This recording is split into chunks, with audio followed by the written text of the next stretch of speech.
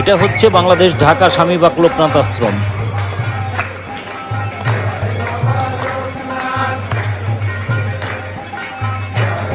আমি কিছুক্ষণ কথা বলবো না, আপনারা ভিডিওটি দেখতে থাকুন।